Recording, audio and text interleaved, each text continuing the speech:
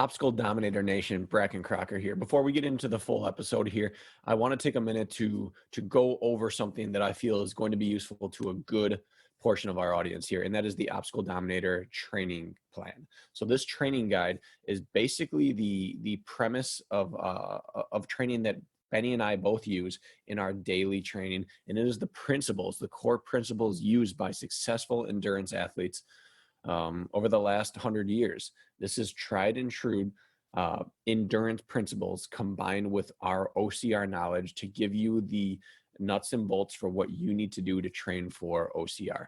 Now, this is not a personalized coaching plan.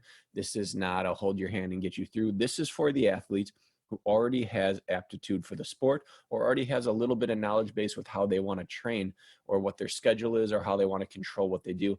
This is for someone who wants to know what type of workout should I be running, what kind of progression should I keep throughout the year, but I want to do it on my own terms. I want to be my own coach. I want a training guide to follow and to incorporate into my daily life. And if that's what you're looking for, this is what we have for you.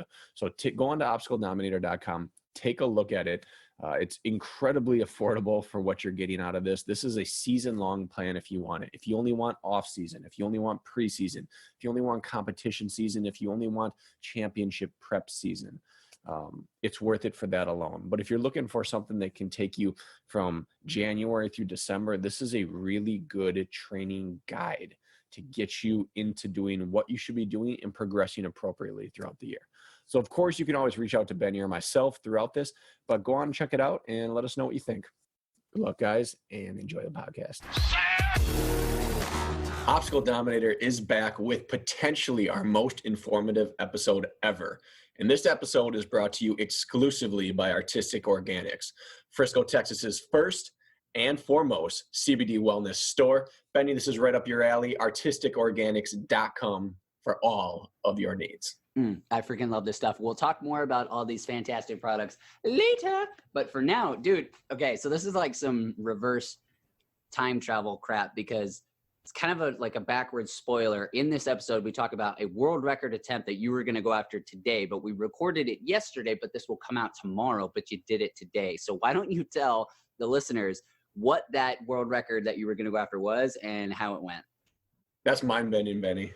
That is mind-bending. Yeah. So yeah, the world record I went after today is the 1 mile record for dribbling a basketball. Now, Nick Simmons, who has been America's best 800-meter runner for the past decade, set the record about a week ago, unofficially at, I believe, 5:29. I say unofficially because the Guinness Book qualification criteria are relatively stringent, and he didn't feel like paying money to have them out there and jump through hoops. So he just recorded it and did it and put it online. He has this whole video free of cuts. You can believe it if you want. I chose to believe it. Someone else posted a few other times. Basically, you had to break 5:20, it looked like, to set the new world record. So I went out on the track today, and my dad and sister actually decided they wanted to be a part of such a momentous step forward for mankind. So they came with. My sister recorded it. My dad held the stopwatch and called out splits, and we set a world record. So what was your time, my friend? 4:52. Oh, dude, that's like a 30-second break. If I do my math correctly, it's like 28. Yeah. Now, I don't believe Nick ran all out. I think he was held back by dribbling, and he spent a lot of time and effort making sure he dribbled correctly and did not empty the gas tank on the run. I'm sure he could run sub-5 with this, but that my goal is to run, be the first person sub-5 and put it far enough ahead that it'll at least take a couple weeks before the next person breaks it. Right. Well, I think you substantially did that, and somebody might be able to shave that off, but dude, that is a sign of true athleticism. Anybody who just who's thinking, oh yeah, okay, that's really impressive, but whatever, try and freaking run that fast. Actually, don't even try that fast. Find your own PR, your own mile PR. Let's say you run a 5-minute mile, which is pretty good. Take it back by 15% effort and try to get once around the track dribbling that ball. It's ridiculously difficult and a true sign of competent athleticism, just well-rounded athleticism. I can dribble a basketball, but I don't think I can run at that effort and dribble in line at the same time. It was very impressive. It's on the Obstacle Dominator Facebook page, the whole video. It's also on the Brakken Kraker Instagram page. And I it's threw it up on IGTV at the request of Yancey Culp. So it's up there as well for all of eternity. it's pretty damn crazy. So congrats there, Mr. Bracken. Thank you. This is my first world record that I'm aware of. I'm going to milk it. And I set it in the VJ Max of all shoes. Wait, aren't those trail shoes? They are, but they're the ones with the shallowest lugs. And I got a new pair to train in, and I've been breaking them in, and I thought, I've been feeling good in them. I'm just going to get out there and see what they can do on some flat, fast running, because I've been doing long hill work in them. So today's world record is brought to you by VJ. That's freaking impressive and fantastic. Not VJ. Hear that, VJ? Get on board the world record wagon. Hell yeah, that is super cool. All right, guys. Without further ado, we're going to jump into today's episode, which I'm super excited about because it's probably our most content-filled episode ever, I dare say. And it's timely. Very timely. Oh, yeah. That was perfect timing. I'm excited. For once, Suck It ORM. They put out a video today. Oh, did they? But not with him. With someone else. Okay. Well, hey. Well, we got Dave Watson, so who else matters? Unless it's no Joe. one. And then, but yeah. All right. Let's do this.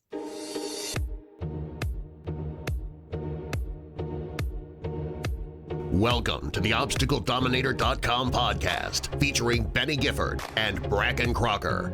Whether you want to dominate your next obstacle race or just get started in obstacle racing, you're about to discover every tactic you need to know, from gear to training to nutrition.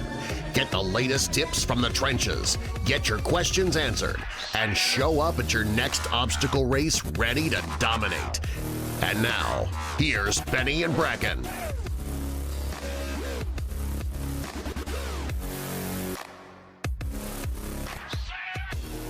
Yeah, no worries. We learned long ago that listeners don't give a crap about a formal entry, so we just start talking. Okay.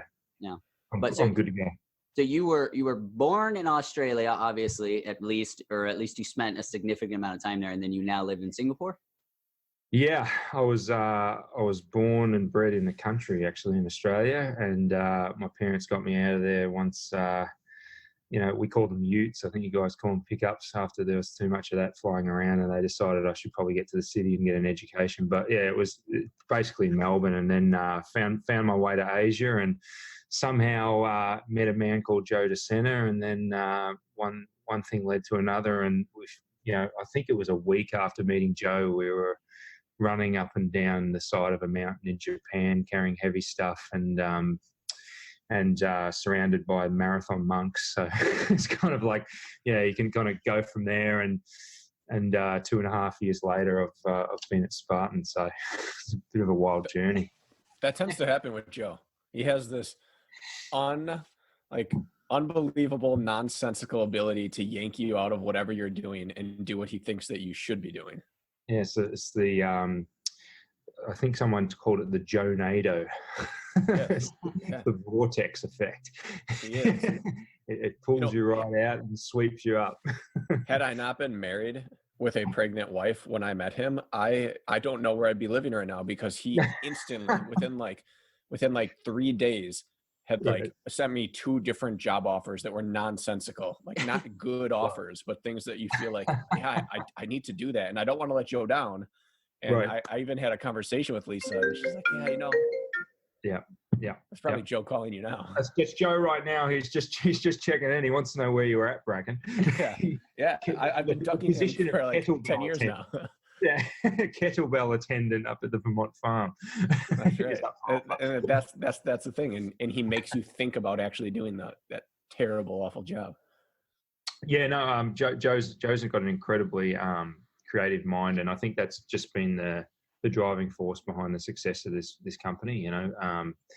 We're doing 20th anniversary next year. Since Joe, I think, did the first death race, or it might be a bit before that, peak race rather, first peak race.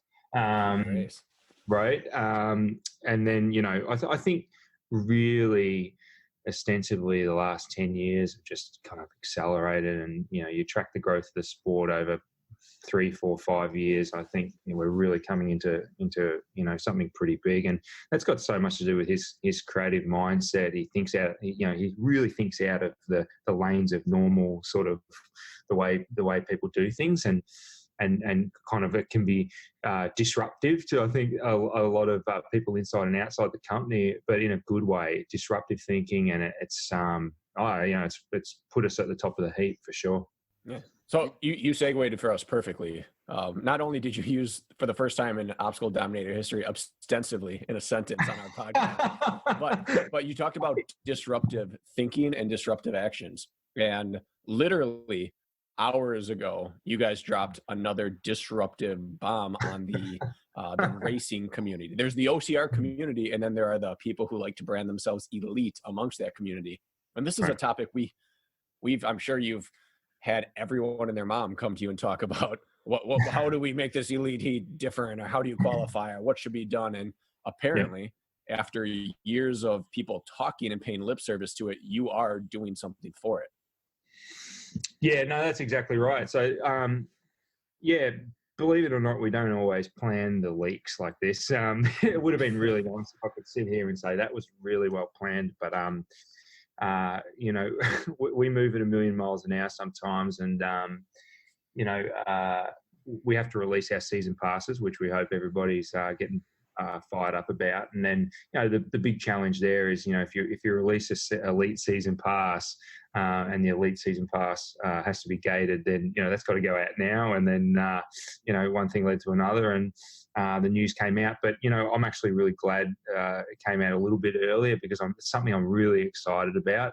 Let's take a step back for a minute and take a look at this sport from an elite and age group perspective. The competitive perspective. If you're going to race elite, in my view, you've got to meet the requirements that we espouse. With the name elite, you've got to be athletically up to the challenge. You have to have a proven track record, and you've got to be as good as the people surrounding you at the start line. So, with all that in mind, and the growth of our sport in terms of athletic talent and the level of competition, making the elite heat a qualification only heat with that requirement was the logical next step. So,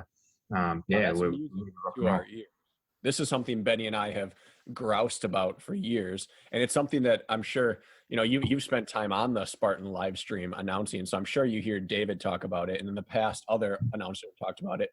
There's 2 miles into a race, Lindsay and Nicole are passing a man that started 25 minutes ahead of him, and he's ahead of them walking. Guys, maybe not for you. And our comment was always, if you allow people to make a bad decision, it's almost not their fault when they make it. So you guys are finally taking the decision away from people to make the improper decision. Yeah, I think maybe I wouldn't go as far as the Steve Jobs quote, the customer doesn't know what they want. I think the customer a lot of the time knows what they want, but you've also got to shape the environment, which, I don't like to use the word the customer in this case. So, but people are paying quite often for an early spot, and that's what they're doing. They're not paying for a spot because they want to compete against Brakken, So,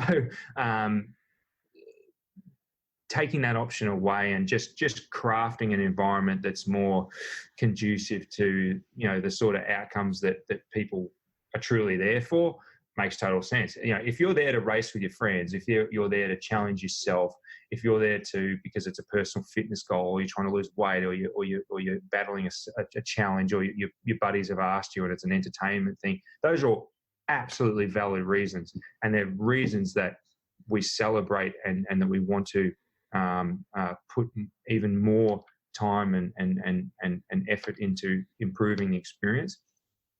That's fantastic, and that's open. And then, but that also doesn't belong in the elite category. The elite category has got to be about top performance in sport, incredible athleticism, athletic achievements that are noteworthy on a global scale, so that we can drive more sponsorship into this sport. We can drive more media and PR value. We can drive, in turn, more value for the athletes themselves.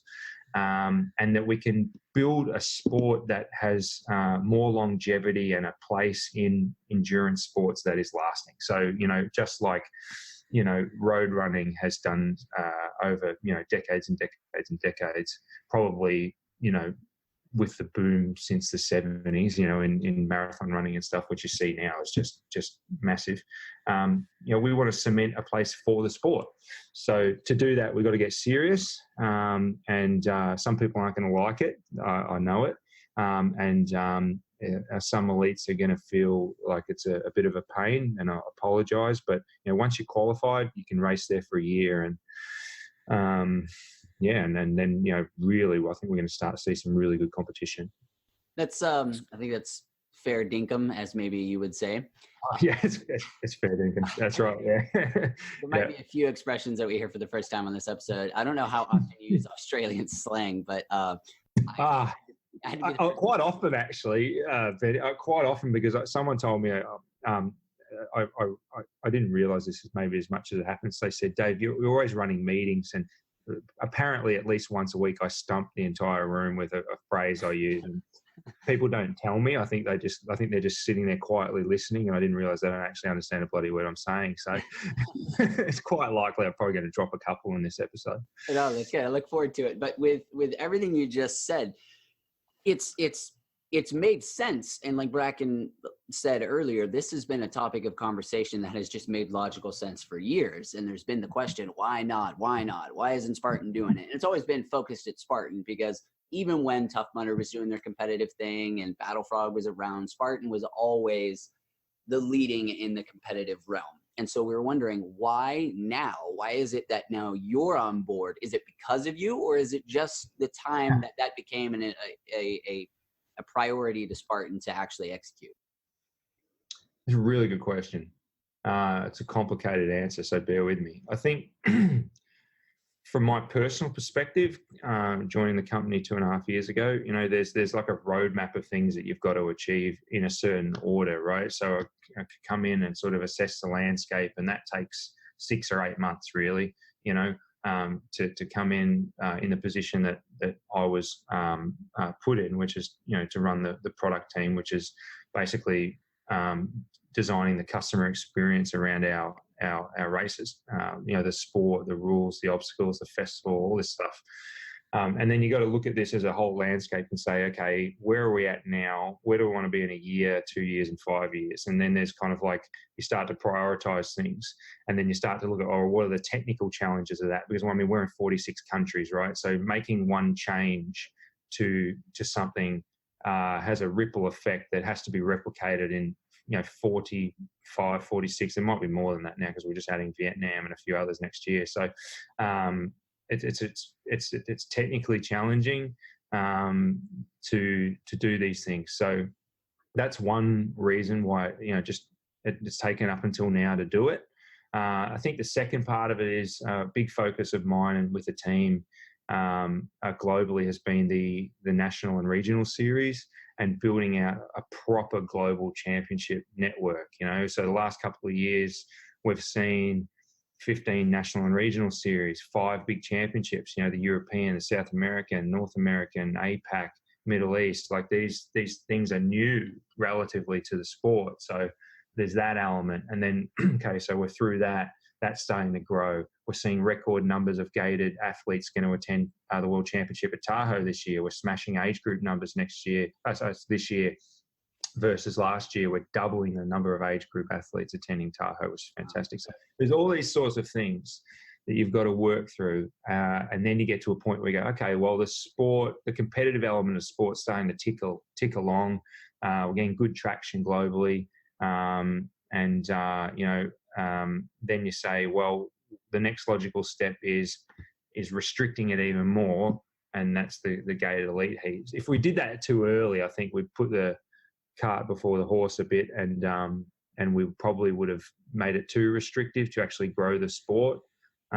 So yeah, it's really road mapping and looking at what's the ideal timing of doing things. Now there's some things that we could probably roll out earlier as a business, as a company. We should probably have had that rule book tightened up earlier than it was, but the sport is so young. that there's so much to do, and we got a lot of people at Spartan behind the machine, but there's so many hours in the day, and I sleep 2 or 3 hours last night, and that was a function because honestly, I think we got about 3 hours last night. I'm pretty tired, so if I don't make a lot of sense, that's probably why. But it's because we're just doing so much, and people are always like, why don't you do X? And I'm like, well, that's because we're doing, A, B, C, D, E, F, and G this week.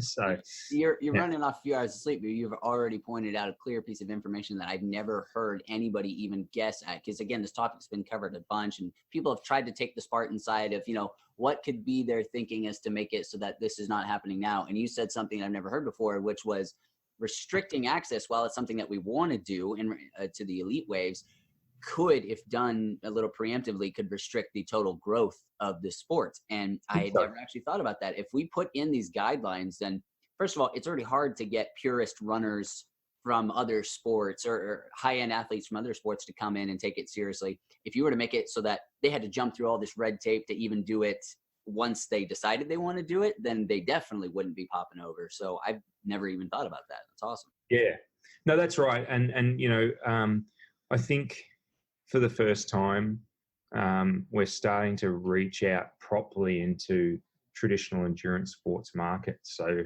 Spartan Trail has been a good example where we've stepped outside the sport of Spartan OCR and tried to reach out to a more traditional community, traditional in the sense of a traditional sport of trail running. And, the next logical step is road and other endurance sports. And we want those people to understand the magic of, the sport we love, and why we do this. So yeah, that's the point that you just made. It's you restrict too early, you isolate something that's already isolated further. Without further gilding the lily, are there any details you can give us as to what those restrictions are going to be for elites moving forward, or some guidelines you guys are working with? Yeah, so no, that's right. So basically, it'll work on a calendar year starting next year. You kind of like, once you qualify, it's good for a calendar year. To qualify, you'll basically need to go on to Spartan.com and basically match a certain set of criteria. An athlete can qualify without having to race in that calendar year. They can. So, for example, if you've got previous podium history in the last 2 years in the elite category, that's one of the criteria, for example. Same goes for age group. So there's like 5 key criteria, which are pretty binary, right? We've tried to make it so that it's not too subjective. So that's kind of like, because we played with many different criteria, right? And thinking about, athletes from other sports coming in and things like that. But it's pretty binary and clear, to get in. There's like 5 different criteria sets, and then you meet that, you'll get a code. That code will basically unlock elite registration access, and then that's good for the year. So it's almost like a bit of a license number, if you like. People call it that. Pro card. Yeah, it's a bit like the pro card in triathlon. Yeah, So a lot cheaper. Are you able to walk through a few sample athletes and how this would look? Sample athletes. Well, let's say, like, for example, if you had rolled it out right now, yeah, let's say this is the start of 2020. Yep. I would myself have to go on to Spartan, or would someone email me saying you've met the criteria? Yeah. Someone in your case would email you that you've met the criteria, because one of the things we're going to do is have a certain subset of leaderboards which will automatically qualify, right? So we don't have to create the trouble for many athletes to go on and qualify if you're already sitting on a leaderboard. So like US National Series or the Italian National Series leaderboards, for example, so many people get a proactive email. Number one, that helps people be aware of something that they might not. I know that most people are tracking, Spartan news and stuff, but in case they've been out in the mountains training for 3 months or something and they don't know, at least they'll get that email. And then, number two, that just kind of takes out a bit of work. So there'll be automatic qualification. Obviously the pro roster, any signed pro is automatically in. And then, otherwise it's not going to be a painful process at all. It'll be The next tier of athlete would be on them to go onto the website and essentially, is the application process? Yeah, it's basically a simple application process. So you go online, you meet one of these 5 criteria, you submit, it gets processed by us. We're hopefully saying it's about 5 days to process it, and then if it's successful, you get a code, and then you go from there. Is that system based, or is that a live human processing it? It's both. We'll use a little bit of AI to scrub it, and just make sure that everything's meets it up to a minimum criteria, like you didn't put in a bunch of random characters or something, Okay. simple stuff. But then we have a team also that works on it, so it's quite an investment of time and resources when you think about it, to do this properly. But it's something we want to commit to make it better. So right. David, I'm sure you're aware of the ranking system that Jack Bauer, in conjunction with Yancey Culp and Yancey Camp, have put out, and they've come out with this. I think it's clearly posted on their Instagram. It's essentially an algorithm they have for determining somebody's purported eligibility to race in the elite wave, and it's a few different categories, like percent behind the winner they were, the strength of their schedule, consistency, things like that. And it's like a rolling algorithm that takes into consideration the competition that was there if they podiumed at a race, because we know not all podiums are equal and not all performances are equal. So it does, you said there's 5 qualifying factors that if somebody hits, I think you said even one of them, they can apply. Is one of those kind of a rolling algorithm like that takes their performance based off of several different criteria into consideration? Not really. I think that's a great system that those guys have introduced. I think it's great. I love when people cut the data like that, and Jack's done a great job. He's really smart. Let's not give him too much credit. We don't want to set a bad precedent for compliments to him. Yeah. He's a ginger. He needs all the extra love he can get. He needs a bit of love, but I think you don't want to make it too complicated, right? If you get too crazy, then you start to just make the whole thing confusing. So simplicity, Occam's razor, has been the approach here, right? It's make it easy for people to understand. Also make it not too crazily restrictive. Like if you start going, you have to finish, within, X percentage of time behind this person to get in, like there'll be 3 people standing at the start line.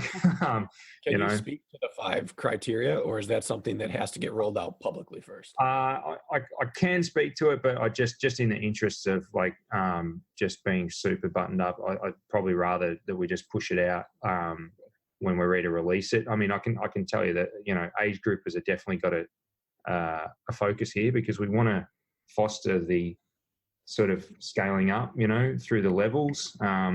So if you're an age grouper, you've got to be able to get into the elite category based on your finish position. That's one of them. Top 10 finishes within 12 months and things like that. So. Yeah, it's really simple. I'm sure you guys can figure it out from what I'm saying. Yeah. So I have one last question about this. The big one that I think most top guys would have, or just people fans of the sport. Everyone seems to know that guy or that girl who is not in OCR, but you'd think would be a monster.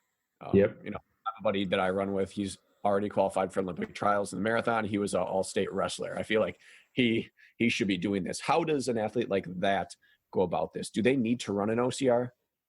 Yeah. So if that, take a, I don't know, 2:15 marathon or something like that, and he decides, hey, I want to race OCR. That athlete in our view, should at least get out on the course and do one race to show their commitment and prove themselves in this sport. You know, I'm not saying that athlete wouldn't do well. If you're running 2:15 marathon, you're probably going to crush it. But you know, one of the requirements in there is, you've got to be, you know, I said top 10 before age group. That was for elite. It should be a top 5 finish for age group, right? We'll release all this publicly, but you know, you got to finish your top 5 in age group. So, you know, if you're that good, get out there, race an age group race, get in the top 5 for your bracket, get online, apply, and then you're ready to go. So. What's up, Obstacle Dominator people? We know you're in the middle of an episode right now. Yes, we know we're wearing different clothing and looking fantastic, might I add. We are interrupting because, like you heard at the beginning, Artistic Organics is the CBD company that is sponsoring Obstacle Dominator. Finally, we're going to bring Brakken on board. I'm just sending him out some samples. His wife, Lisa, has already fallen in love with the pain cream. And I think I'm going to be sending him some of this little guy right here. This is what I personally use from them. It is a sublingual tincture, which is just a fancy way of saying it's an oil you put underneath your tongue. You let it sit as long as you can. I forget it's even there. It might be there for 10 minutes at a time. You absorb even more through your bloodstream there. Anyways, this stuff has taken my sleep and my recovery through the roof. Not to mention, I wasn't taking it for this intentionally, but it was helping with some low-key kind of chronic anxiety that was just in the background that I didn't even notice until I decided to cycle off it and see what I felt like after. So it's been incredible for my recovery and my performance. I take it an hour and a half before bedtime. I take it right before my training session because it'll kick in about an hour and a half later. And you guys can go to artisticorganics.com, enter in OBDOM, OBDOM, some point during your checkout process, and you can enjoy a free pain cream sample on us. I mean, you got to buy something, obviously, but you just put that into the coupon code and you check out. So thank you very much, Artistic Organics. I love you using your products, and Brakken hopefully will soon be jumping on board when I send him a sample. You know, I had to, because my thing was I don't really need to do this. I don't need this in my life. Then you rubbed it on my leg before City Field. Life got a little better. And then we made the bet that if you broke 5 in a mile, I would try CBD products. And you broke 5, so I guess it's time for me to break out the massage oil. All signs are pointing towards it, man. Thank you very much, Artistic Organics. Back to the episode. So after the Hunter's CrossFit debacle meaning the blowback from you can say that. Why would you let him in? He didn't deserve it. Spartan very cagily put out there, come try our world champion. If you're that good at your sport, come try it. We'll welcome you in. Come try it. Is that the end of that, or is that just one hurdle before you can try our sport? No, I think it's definitely not the end of it. We want more athletes from parallel sports or even non-parallel sports. In terms of a free pass into worlds. Oh, free pass into world championships. Like, if Eliud Kipchoge rings me up or Joe up or someone like that and says, hey, I want to race, we'll probably let Eliud go to the start line just because of, you know, his ridiculous track record. And you should. I think we should. If there's anyone out there, you know, that's listening and watching that disagrees, you know, comment. I find this discussion really interesting. Let us know, let you guys know in the comments. But I think you got to let a certain caliber of athlete have a go. Scale back from Eliud to, you know, I don't know, sort of a mid-level Callum Hawkins. Triathlon. Say again. All right, Callum Hawkins. He has an accent. You know, 210. If you got an accent, you're automatically qualified. What's that? 210 marathoner, national title, not Olympic champ, but Olympic qualifier. Yeah, I think it's all just about the particular person and why they want to be there. It's a super case by case basis to do invitationals. You know, the motivation has to be right. You know, and it has to fit. It has to be fair to the athletes that work really hard to get there. Like to get to Sunday Championship Day at Tahoe this year it's been the hardest road yet. You know, everyone's had to qualify, including John Alban. So, what's that? Did you know that I did not qualify? Did you land in a leaderboard position in 2018? There were some folks that did make it through that way. Oh, really? As far as I'm aware, I did not qualify for Tahoe this year. No, you would have. We did scrub a whole bunch, but there was a certain leaderboard component that we built in just for this year from 2018. But yeah, we made. Well, take the Ultra, for example, step away from that for a sec. We made John Elvin, if you remember, fly down to Malaysia. I think it was the week before Iceland in 2018, and he had to run, 30 miles, 50K, and qualify. So, it's about fairness. A lot of people work really hard, age group and elite, to get there. So, if the invitation makes sense, sure. Yeah, we'll offer that invitation to a really, really top athlete that makes sense at the time. It seems pretty. I like that. I feel like it only is a positive. They either crash and burn and it legitimizes our sport, or they do great and now it pushes the envelope for the sport. Great. If a top marathoner, a road runner, was came to the World Championship and suddenly smashed Albon, Atkins, or female top runner smashed Webster and Miracle and Popova and the rest. I reckon that's really exciting for our sport, because that says, hey, we're onto something here. The crossover is even greater than we thought. I'd be really excited. I mean, you'll see a little bit coming out shortly about a trip I made to Kenya recently, and I was in E10, and E10, which I'm jealous of, by the way. It's an amazing place. Like, I didn't really expect to get to E10 and see just the streets full of runners, but it literally, like, everywhere people are running, from 6-year-olds to 40-year-olds, 50-year-olds. Everybody's running, and so I was down there just starting our exploration of athletic talent in East Africa, because arguably, and I'm on the side of the East Africans. They're the best runners in the world. They're putting up the most gold medals, no doubt, right? They're putting up the best times, and I think the crossover is great. I love this debate because a lot of people, it's we all know how it is in OCR circles. Like, there are these common sort of argument threads that come up, and one of them is, "Oh, Dave, they can't do obstacles," and my answer to that was, well, number one, let's find out. So I went down there to find out, and you'll see something come out on Spartan where it's me finding out. It's quite a fun video.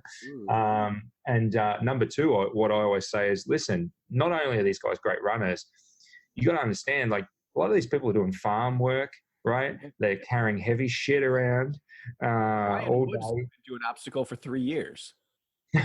Right now, 1350 5K guy. What do you do with 1250 in 3 years? Exactly. Woodsy's a great example, and look, people wrote him off this year. I was so glad to see him come through last weekend and smash it at North American Champs. And I think, again, that says a lot for traditional runners, right? They can do it.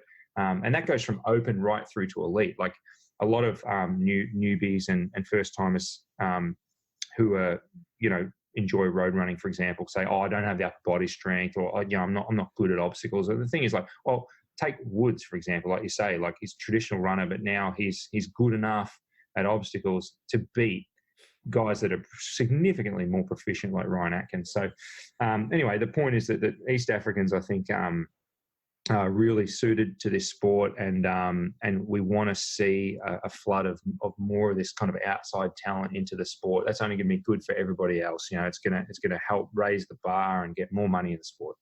So here's my argument to anyone who says East Africans cannot do that, is that everyone thinks we're something special in this sport because we're too athletic to be the A-level guy in our sport, but we were B or C level, and that gave us the ability to be more well-rounded. Well, in America or Europe, the B or C level guys are minutes slower than the B or C level guys in East Africa.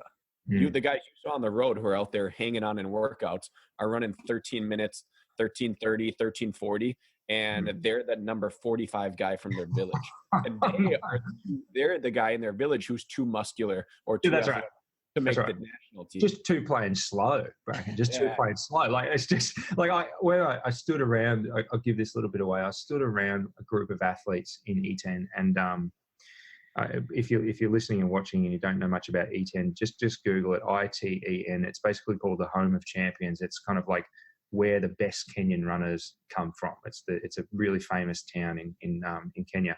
And I was standing around with a bunch of people, and we were going to do a run and some obstacles, and I pointed to a few people and said, "Oh, what do you do?" And I run marathon.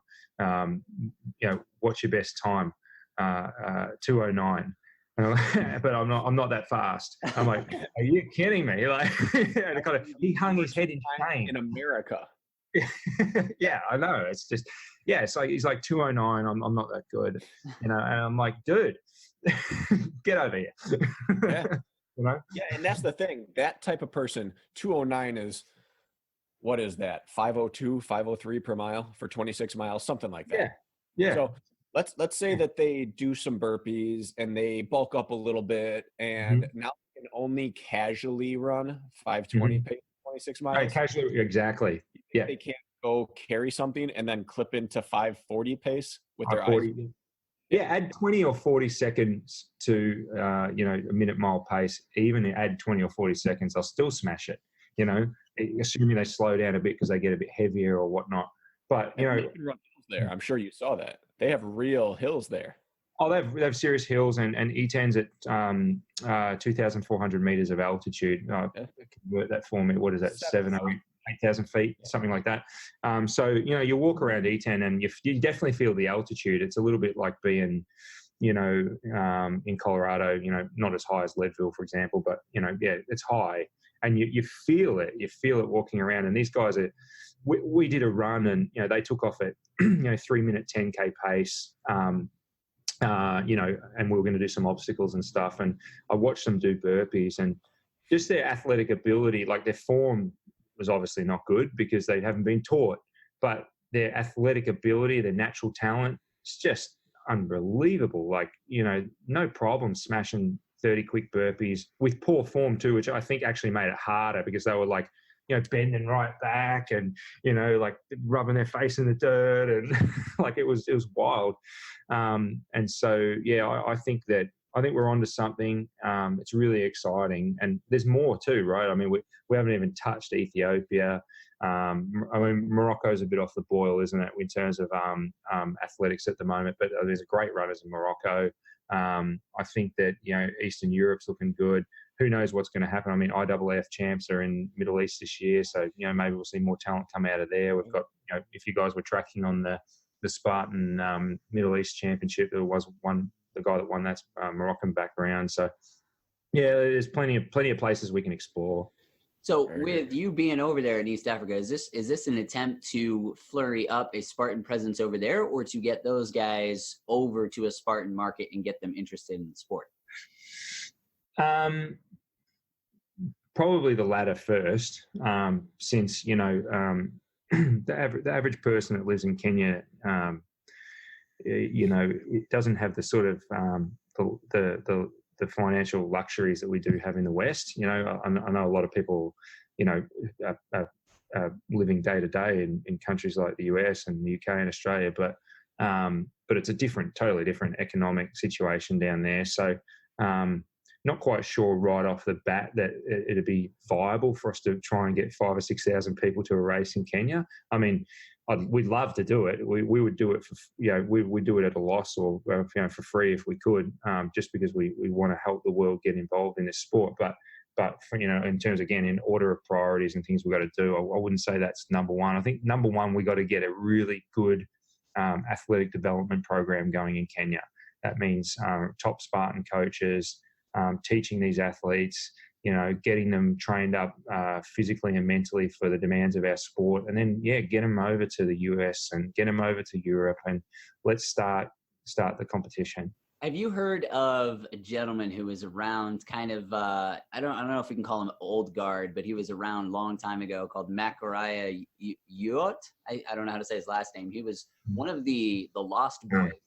And he used to compete in obstacle racing. I never actually saw him do a Spartan. I don't know his whole record, but he was around for the first, maybe second year of OCR World Championships in Ohio. And he was he made everybody shit their pants when he came in, because he would just, he brought that East African running to the scene. But then I think a lot of people use him as an example who remember him of, oh, we don't have to worry about them because they just get destroyed in the obstacles. I know this story.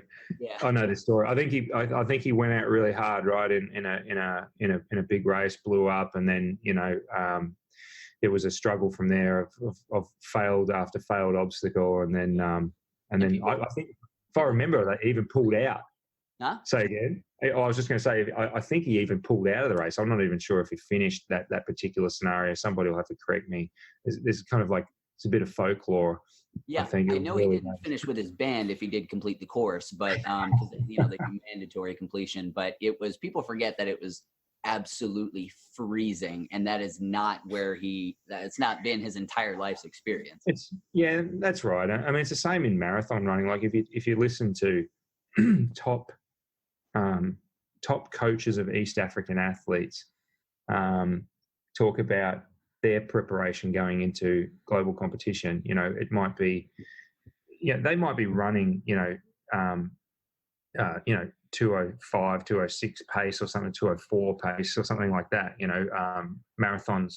But, if you then drop them into, a race that's at a completely different time of day, to when they train, or with a completely different humidity at a completely different altitude, they suffer just like anyone else, and they're the best of the best. So, I could imagine that in that particular story, he wasn't prepared properly, and that's why I want to just take a step back. Let's look at athletic development properly, coaching, nutrition, mental approach and wellness and all that sort of stuff, and then get people ready to race. If they're going to race in Tahoe, like altitude, we'll prepare them at altitude. If they're going to race at sea level and humidity, we'll prepare them for that, and then we can actually start to have a level playing field. So with you bringing up Tahoe right there, and with your obvious international influence on Spartan Race, I mean, I've never seen so much international coverage by Spartan online as I have seen this year, and it's been really cool to watch, but also a wake-up call in a way of, hey, I don't know if this is a atypical American mindset, but it's like oh yeah, we're not the only ones doing this. Like, I always know of like Albin in my head somewhere over there on that side of the world, and we've got Thomas Van Tonder somewhere on that side of the world, but I don't really think about what's going on over there. And then you see this and it's like, holy shit, they're really legit over there, and they've got what we have over there just the same. So with your international influence and how many years we have now spent in Tahoe for the World Championships, and with the amount of, I don't know, background noise hinting from guys like Ryan Kent about, oh, this might be our last time. I mean, maybe he's just getting nostalgic or something about the potential, but is there some grounds to this kind of background noise of Tahoe might be kind of our last year there this year? Yeah. To take the first part of your point, the global noise, if you like, all the coverage from around the world isn't because of one particular goal to say, hey, we're moving a world championship somewhere. That's not why we're doing that. Spartan is covering the world because Spartan's in 46 countries, and it's an incredible global community with global stories that are relevant to everybody. And we want to tell those stories. We want to showcase it. It's really important for our sport that people realize this isn't relegated to, a couple of, suburban fields somewhere, or, a couple of random locations like it was in the really early days. European Championships this year in the Dolomites in Italy, I was there. I mean, it was absolutely phenomenal, like the athletic talent there right across the board. I mean, even in the open category, and not even in, but, the open category showcased so many different cultures and backgrounds and athletic talent. It was awesome to see. And we're a global sport and we're growing. So we want to show that. Spartan is a US company, and it's it's been our home. It is our home. We're headquartered in Boston. We love the United States passionately, and that's why we support things like, United States veterans, and we have the Honor Series and all this great ties that we have to the United States. That's always going to be there. It's just building on top of that with the rest of the world. Great growth in China, great growth in Central Europe. UK is ticking along well. We've had just 40,000, 50,000 races this year in the UK. So it's showcasing all that for the point that that I make about it's a global sport. So it's not so much around hinting at anything or saying that it's leading to something. I think it'll just get. We like to get our minds going. Just had to clear that up. Yeah. No, that's a good question. I mean, look, you can do the math, right? Killington, a few years, Tahoe, a few years. So yeah, the world champs moves around. Yeah. Yeah. It ever moving not only location but duration. Do you believe Beast is the best test for a Spartan champion, or do you believe that there might be other options or maybe concurrent options? Yeah, all of the above. I think the Beast is a great test. It's a half marathon with obstacles. Often, in the past at least, it's been at altitude, but doesn't have to be. It's one good test. I don't think it's the only test. And I can definitely see a super length world championship. The sprint might be slightly too short because then you start moving into a slightly different, physiological demand. And not that Spartan, it's still long distance running, right? But I think you want to meet the middle ground too of spectatorship and all that sort of stuff. So you got to have people out on course long enough to want to, make some noise around it. And then to the second part of that question, concurrent stuff, absolutely. We're really, if you go on to Spartan.com and take a look at what are all the different products, what are the different race types that we have out there at the moment, you can probably guess pretty accurately which ones would make great subsequent world championships. You've seen Ultra come out in the last couple of years, which I'm really excited about. The team and I worked on that pretty extensively to kind of reinvigorate that race level from obviously the old Ultra Beast, and it was kind of this kind of tacked on thing, and the team and I really wanted to make this something stand out, something that stands out and that is quite identifiable, and then that led to its own world championship. And I'm really happy to see Stadion this year, with a really strong identity. Hint, hint. So there's some good potentials. Benny and I. Yeah. Look, there's some, it's just great potentials for different race lengths, and it's cool too to see athletes focusing on different disciplines. We're seeing more and more people who are focusing on people, meaning elites and age groupers, focusing on, say, the sprint distance as something that they're kind of dedicated to. They say, yeah, I'm really good over 3 miles or 5K, but I'm not so good over 21K at half marathon. And then you've got, all rounders, of course. Like, you can put Ryan Atkins pretty much anywhere from the ultra to a sprint, and he's comfortable, but he's a bit of a freak in that way. And then I think you'll see more ultra dedicated athletes coming out next year. We've got some pretty exciting news around the ultra coming up next year as well. So lots of concurrent stuff we can do, Bracken. Very good. I like this stuff, Dave. I first partnered in some form with Spartan in 2011. And I'm sure that you saw the tail end of the old regime as you took over. So a bit of the chaos, a bit of the people wearing a lot of hats that other in the company didn't know if it was a hat or not. From the beginning to what I witnessed early on to what just any given sentence you've spoken over the course of this, it's kind of crazy to see this haphazard, great, functional idea turn into a streamlined, or at least semi-streamlined, coherent business. It's mind-blowing. Even the last 3 or 4 years, the difference that has gone from, we're going to kind of try to professionalize this or make this a little bit more polished, to suddenly we are doing this and this is in the works. And if we're not doing it, it's because we have a 3 to 5 year plan. Like, the idea of a 3 to 5 year plan was heresy 3 to 5 years ago.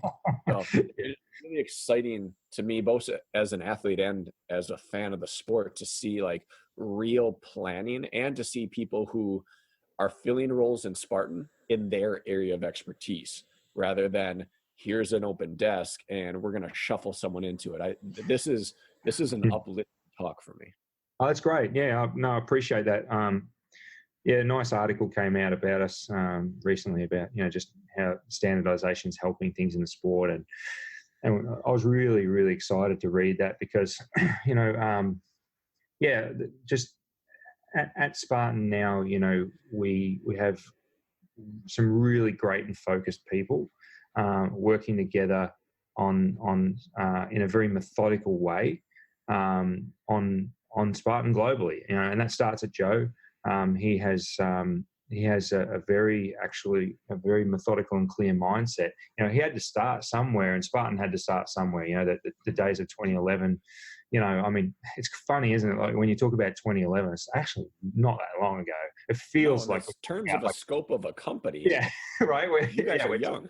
Yeah, when people are like, oh, you remember back in 2012, such and such, and it's like we're talking about, like pre-biblical history or something. Like, it's like, but it's not that long ago. But the rapid expansion and growth of Spartan and the sport means that it feels like that. And now internally, we have lots of systems and processes. Like I'm really personally focused very much on systems and tools and processes and taking things from like taking concepts from like software development, like agile development, and putting them into our sport development programs and getting people that are experts in their fields and getting in rooms and talking about if we do A, what happens? If we do B, what happens? And like on my particular team, like we're tracking currently, I think 186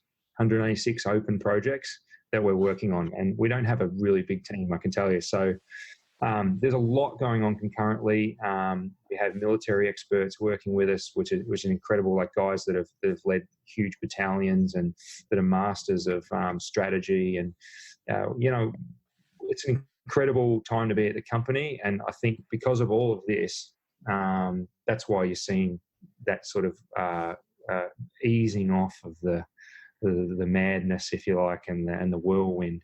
I mean, we're still really young and we're still growing really fast. And yeah, plenty of hiccups. Like it's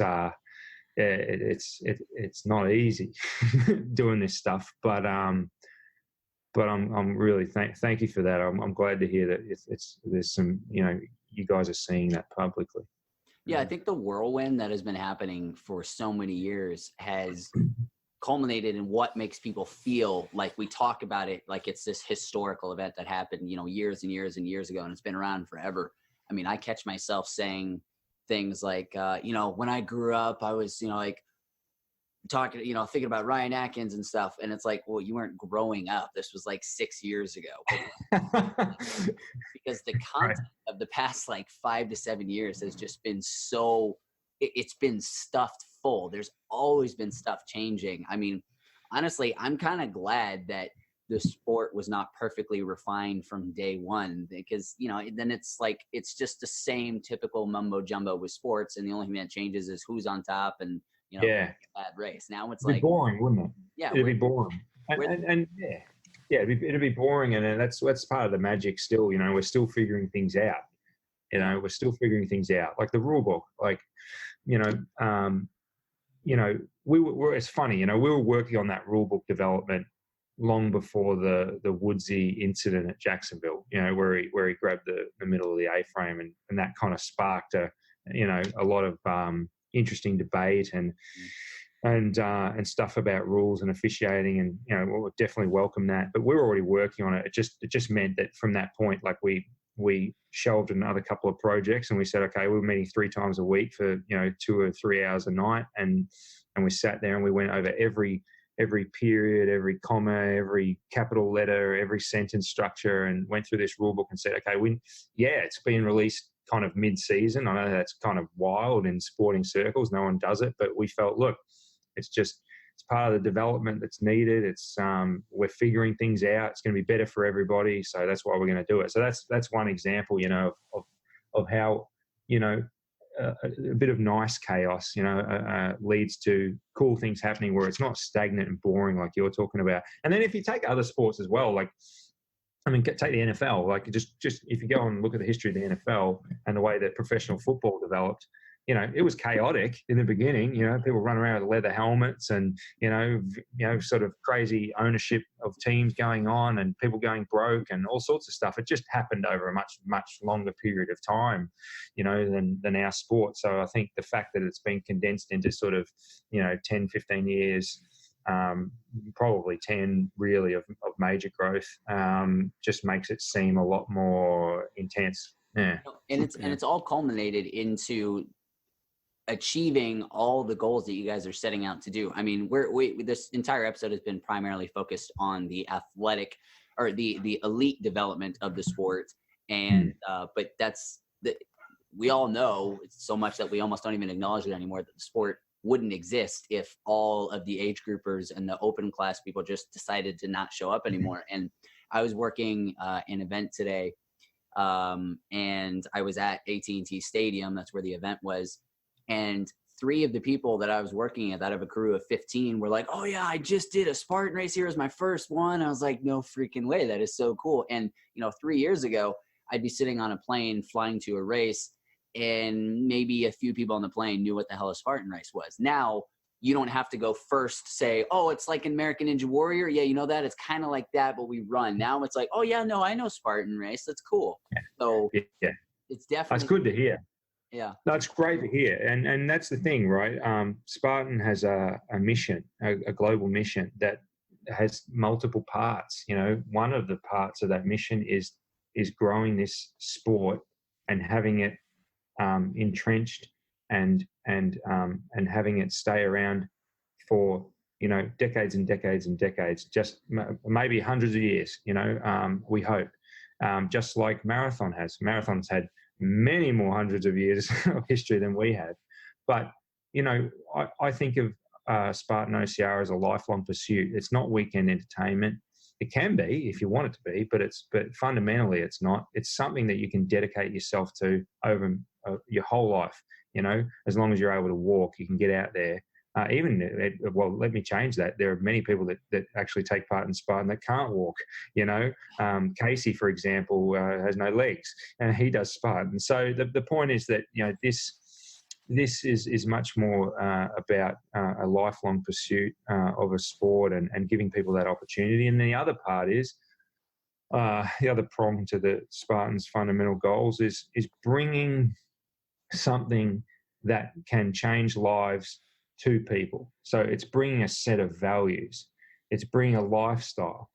It's bringing a way of thinking, eating, training, living, and changing people's lives. And one of the best things about my job is that, we get emails and videos and all this stuff every day of people saying, "Hey man, like just found Spartan and, it's really helped with my I'm a combat veteran and it's helping my PTSD and I can't believe this, I'm seeing some change in my life." Or, "Oh man, I started doing Spartan, I lost all this weight and I feel more confident, I got a new job." And like this stuff is like, it sounds like rhetoric, but it's literally comes in every day. So it gives me a great sense of purpose. I know everybody, all my colleagues feel the same, and hopefully the community feels the same as well. Like we're all part of something that's much bigger than ourselves. And I don't know if Joe predicted this or not when he started the company, but he's created a global movement. He's created a really meaningful global movement that is just, I feel it's just starting to show its potential. David, I feel like you'll have an interest. Classy. Yeah. What's in the cupboard? I feel like you'll have an interesting viewpoint on this, being that you are truly international. One second, fellas. Yeah, no, it's okay. There might be something. I like the background though. It's like a wintry forest. Yeah. I like that. It's soothing. What I'm going for, that might not stay up. I don't know. I'm holding it up with Gorilla Tape. Nice. That's part of the magic that's part of the magic. Yeah, turn my closet into a beautiful forest. Anyway. Yeah. But so with you mentioned community there, and people always think about the open classes when they think about, you know, these stories that we see featured on Spartan a lot, where it's about, you know, the heart behind the people and the stories behind the people that come out. Spartan literally did that for me. I mean, I was like a shy, insecure, depressed little kid before I discovered Spartan, and it intimidated the hell out of me. Like, I signed up with a few friends, all of them bailed the day before the race, and I had to make the decision to drive down to Austin by myself and do it, which doesn't sound like a big deal, but for me at the time, that was really scary, and athletics were really intimidating because all the machismo and stuff like that.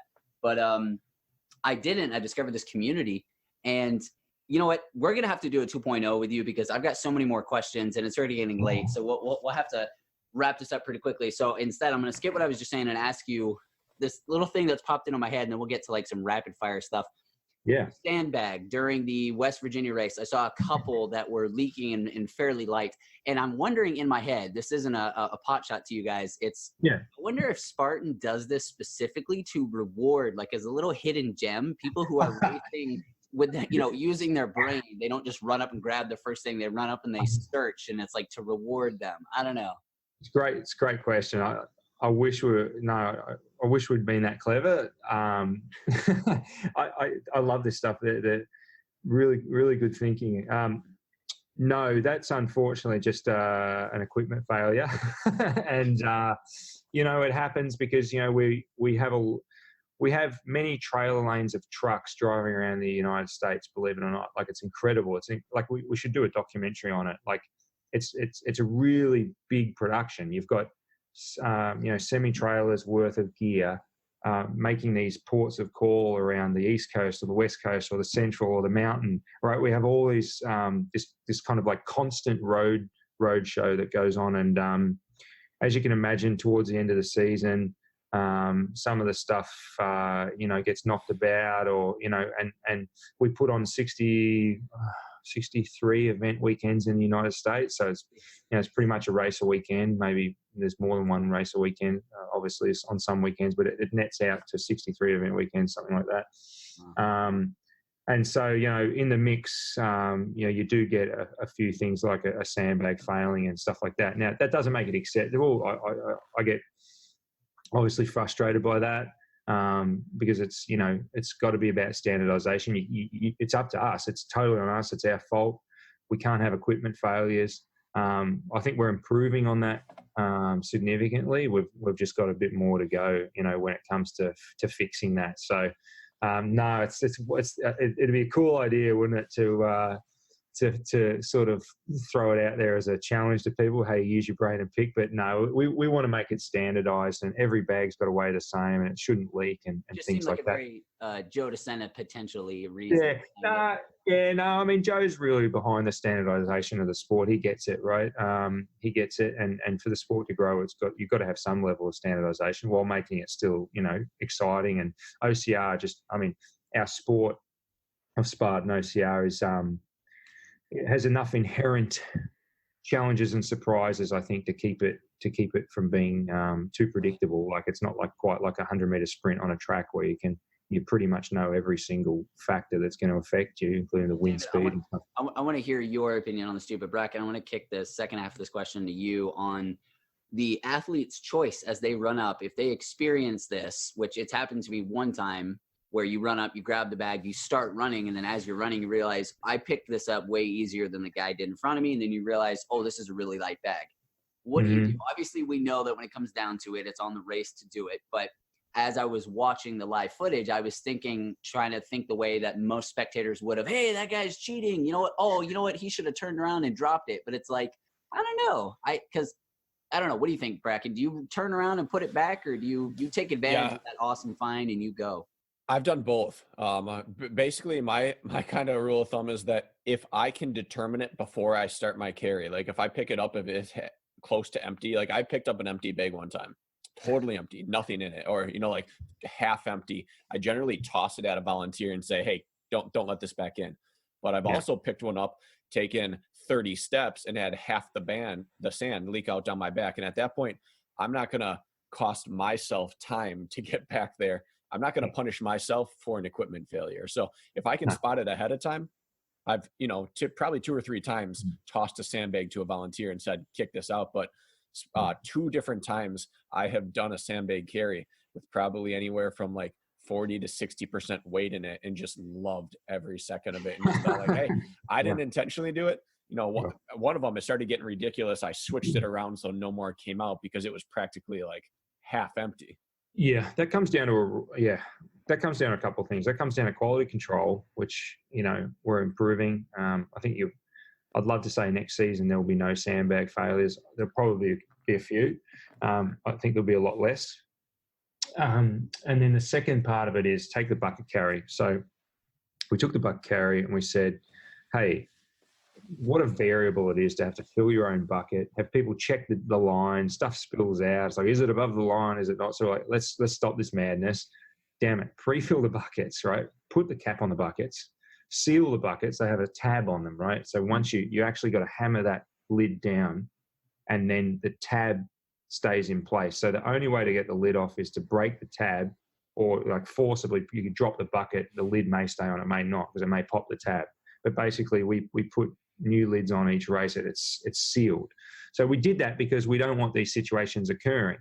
Now, it's in the rules also. It's up to the rules to guide athletes and protect the competition. So in the rule book, you'll see that, if you, for bucket carry, if you drop the bucket and it spills, you got to go back. If you drop the bucket and the lid pops off, or even if you don't drop the bucket and the lid pops off, you're holding it upside down and the weight of the contents inside pops the lid off somehow, even though it shouldn't, you got to go back. It's clear in the rules, right? So just taking out the kind of vagary of it is important. Maybe you raise a good point. Maybe we got to say, we need to look at the sandbag carry rules and help protect it. It gets a bit tougher with sandbag carry because there's no lid to pop off, and how do you ascertain spillage, and what are you going to weigh something when you come in? I mean, we'll come up with a solution. I think the solution is just quality checking sandbags better, to be honest. Yeah. Cool. Yeah. Well, that was just something that popped into my head. Brakken, do you want to do a quick rapid fire round? I want to start with a longer rapid fire question and then get into real rapid fire. Okay. So this could be an entire debate, but let's keep it relatively like yes or no and one sentence why. But you talk about standardization and quality control and all that. There are 2 sides of the obstacles must evolve argument. One is that as the obstacles get easier because athletes get better at training for them and they perfect their craft, it's on the athlete to just get faster at everything they do to get better. And the other side of the argument says, as the athletes master obstacles and failure rates drop, it's on the brand to evolve the difficulty in order to keep failure rates pretty equal across history. Where do you stand on that? And where do you think sport should go? Give me more than one sentence and I think I can answer it. What comes to my mind is like hurdles, right? Hurdles are pretty standard on the track, right? Now, you watch any, 400-meter hurdles race or something like that on track and, people knock down the hurdles, but generally athletes are pretty good at jumping those hurdles, right? Mm-hmm. Now, that's not to say that, IAAF have it all figured out either. Maybe they should be raising the height of the hurdles or changing the shape of them or, evolving the sport a little bit more than athletics tends to do. Athletics tends to develop, I'd say compared to us, a lot slower. So the point I'm trying to make is that just for everybody out there saying it's up to the sport or the brand to innovate, just remember some of our most accepted sports in the world, keep the same field size and the same ball shape, like in football and, things like that. NFL players are pretty damn good at catching the ball. Should we make it bigger? Should we make it smaller? Change the shape? I mean, like where do you draw the line, right, between competition and innovation? So that's I'm posing a question as an answer to that part. And then the second part of it is, I think there's definitely room for innovation in our sport around obstacles. And I think there is a way for us to have something for everybody. So, elite modes of obstacles, for example, is hint, is something that I think is a great idea. which adds athletic challenge for that particular bracket while keeping the integrity of an obstacle that we've figured out is a really good athletic challenge in and of itself. So, and then there's new obstacles. I mean, you know, you can see we do roll out new obstacles and we develop these things. You know, we stay away from, you know, slippery slides and electric shocks and things like that for that exact reason, because, you know, we've got to develop sporting obstacles that are embedded in sport and athleticism and true athletic tests. And so that's why we don't say, oh, there's 20 new obstacles this year and next year there's 20 new obstacles. And it's just kind of like, you know, yeah, people kind of want that, but at the same time, you got to understand, well, you know, if you keep doing that, the sport element and the consistency of sport gets eroded. You know, if marathon running kept changing, I mean, marathons stay the same. You know, you'd be changing the distance, or what would you do? You'd have to put in steeplechase elements or something, and then it's kind of like, well, if you change a sport 20 times every year, fundamentally, you lose the vision of the sport. You lose the fundamental concept of the sport. So we do both. The one sentence is both are important, just in the right degree. I think you also cripple the ability to develop like champions who get like better and better and better as you go. Like a marathon runner from who knows how long ago would be nowhere near as fast as they are now. Oh, 100%. Yeah, exactly. Look at the times. I mean, we talked about Kipchoge earlier. I mean, you know, the second Brakken 2 project is happening, and you look at look at sports statistics across any sport. You know, the increase in athleticism and the decrease in times if they're a time sport is just apparent. It's just evolution. So you're absolutely right. We do have to give people a chance to to learn the sport and set records and do all these sorts of things. Otherwise, you never really get to discover what the sport's about. At the end of the day, whether you want it or not, there's no denying the fact that anything is difficult if you do it fast enough with a high enough heart rate. Yeah, agreed. If you have 30 people getting to a monkey bar at the same time, 100 meters from the finish line, half are going to fall off. Right. But if you get there 15 minutes apart, no one's going to fail.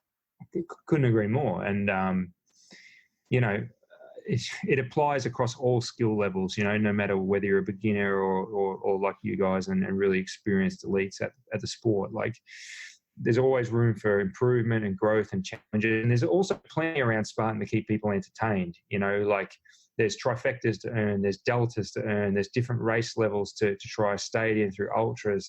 You know, there's different venues and mountain races and flat races and races in Thailand. And, you know, you can entertain yourself for many decades with the sport as it is currently. And it's going to continue adding lots more. I'm not saying we're not, but there's so much to do that I think like we don't need 20 new obstacles every year, you know, to say that, oh, you know, something's happening. You know? No, I got you. All right, rapid fire, Benny. You want to kick it off, or should I kick this off? I'll kick it off. I kind of want to.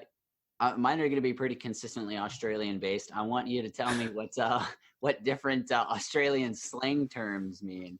So we'll start off with a bogan, or am I saying that right? A bogan is a bit like David Magida. You know, lives in a trailer, has a sunburnt neck, probably owns a shotgun. There's nothing wrong with owning a shotgun, but it's it probably points it at you. Yeah, David Magida. Okay, yeah. Excellent. Okay. If you could bring a Spartan race to one place on Earth, where would it be?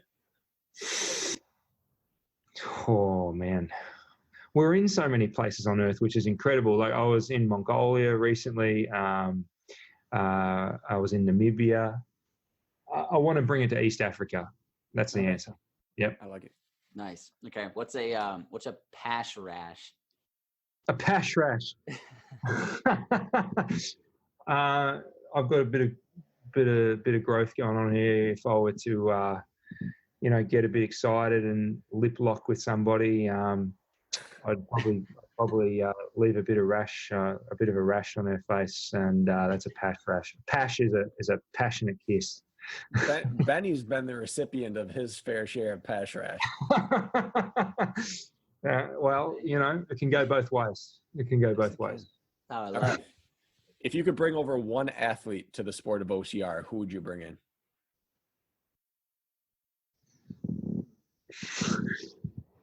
Jeez. Elliot Kipchoge. Okay. I want to see if somebody that's close to breaking 2 hours could actually do this. I mean, Elliot's tiny. I think he weighs like 67 kilos, something like that. I think when you're too far to the fine end of the bell curve, you have to sacrifice all other things that you can be good at. Yeah. One other answer to that is I texted a colleague of mine in the social media team, and I said, we don't have enough ethnic diversity in our sport. I'd love to see for us to get away. It's not, the answer is not one person, but it's a group of people. I want to try and tap into the brilliant athletic talent in the African American community. I want to find out, how do we get more African American athletes in Spartan?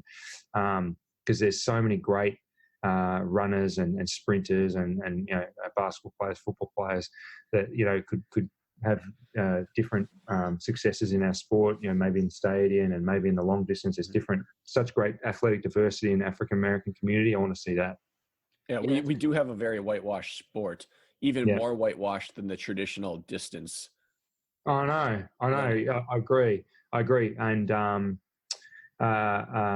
cultural diversity, I'm so I'm hell bent on getting that happening, and it's cool to see Asia really blossoming. Like, look at UTMB, for example, last year, like Chinese female athlete won that. I look to the mountains in terms of where our diversity should be. Mountains and triathlon, I feel like those are our two, and both have a pretty significant Asian and South American presence, which we are starting to build, but slowly. Really early days for us in South America. I'm excited to see the growth down there. There's just a lot more to go,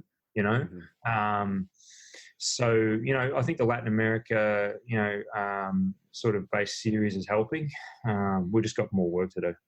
Okay. Benny. All right, last one for me, Drongo. Yeah, I have to rack my brain sometimes. It's kind of like some Aussies might correct me if I'm wrong.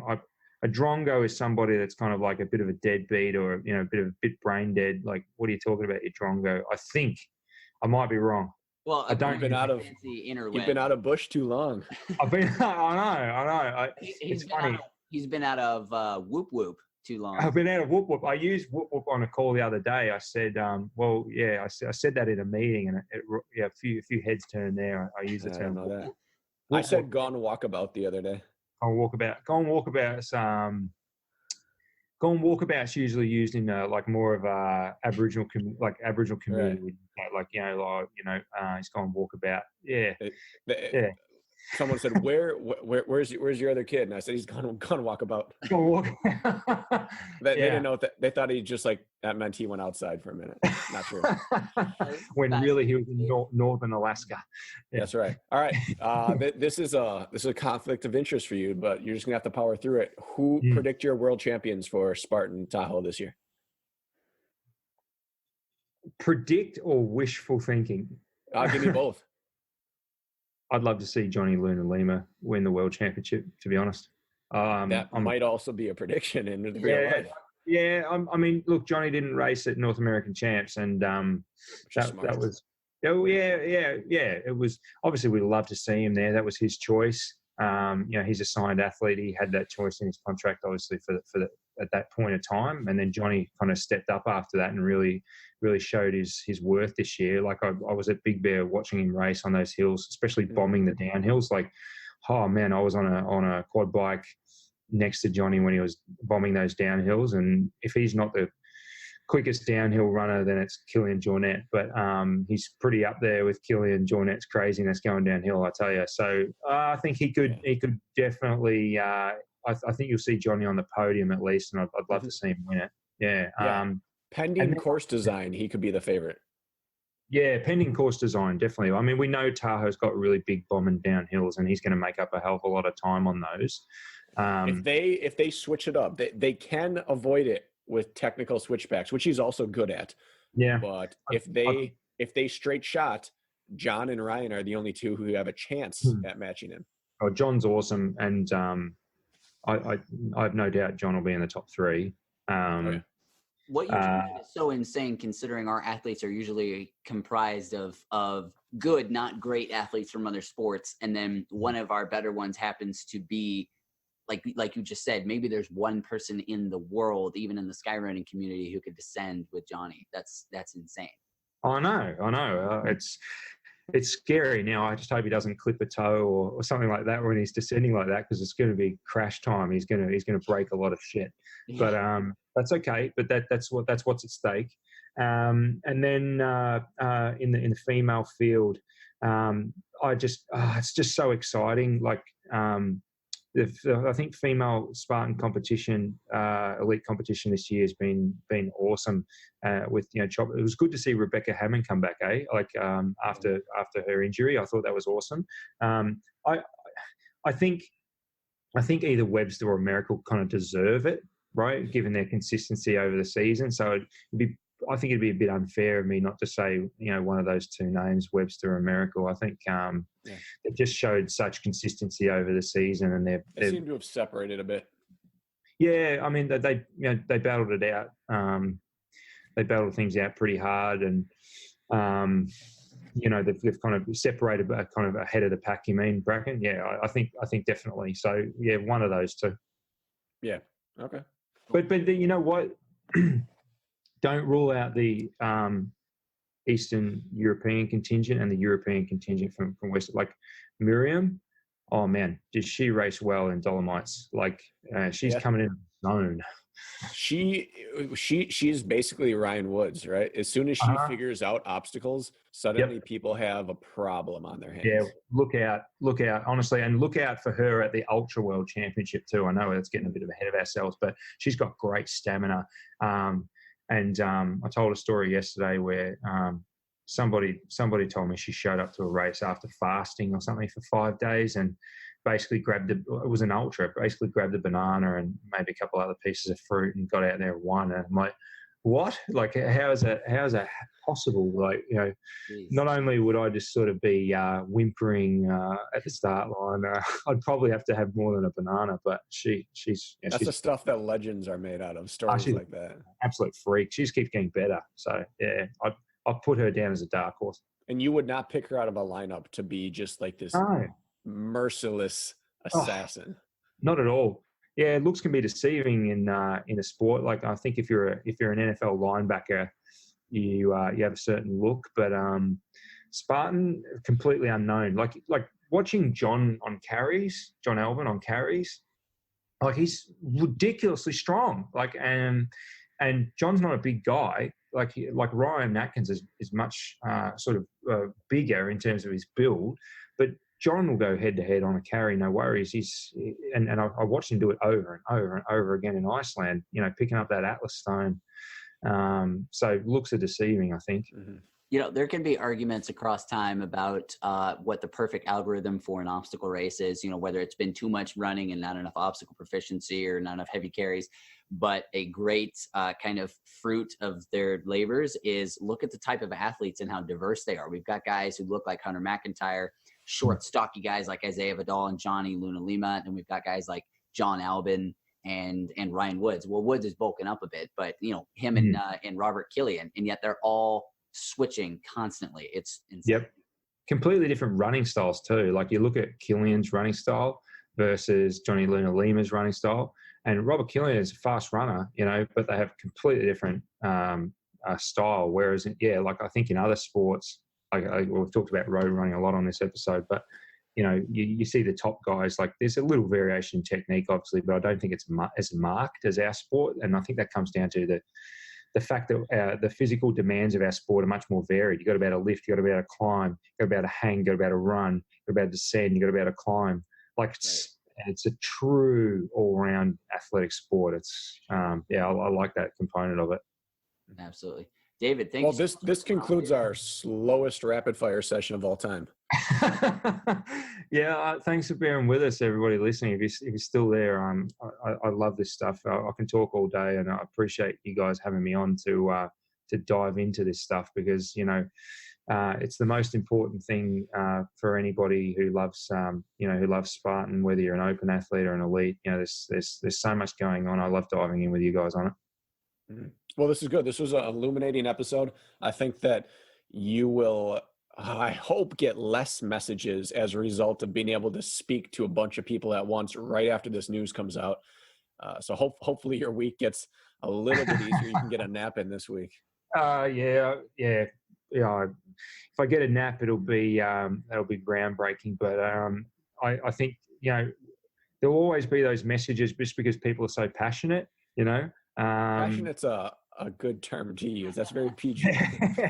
Yeah, I love it. I love seeing the flame wars and the debates and all that stuff, because as we always say, like, what would you prefer? Silence? If you have silence, then that's the death knell of the brand, and that's the death knell of our sport, and we may as well pack up and go home. If people are getting so fired up they're going to take time out of their day to rant on Facebook or something, I think it's great. It means we're doing the right thing. Well, that's a good outlook. Hopefully this chat will bring more flame to the Spartan scene. And David, thank you so much for taking the time. We know you're super busy. Brakken, thanks for staying up late, even though your kiddos are sleeping upstairs. So we're going to have to bring you back on maybe at the beginning of next year, see how things roll out with this elite season. And we will see you at Worlds, I guess. Be great. Yeah, I'll see you guys at Tahoe. Looking forward to it. All right. See you out there, man. Bye. Visit obstacledominator.com for show notes, training, and racing resources. And leave your question for Benny and Brakken.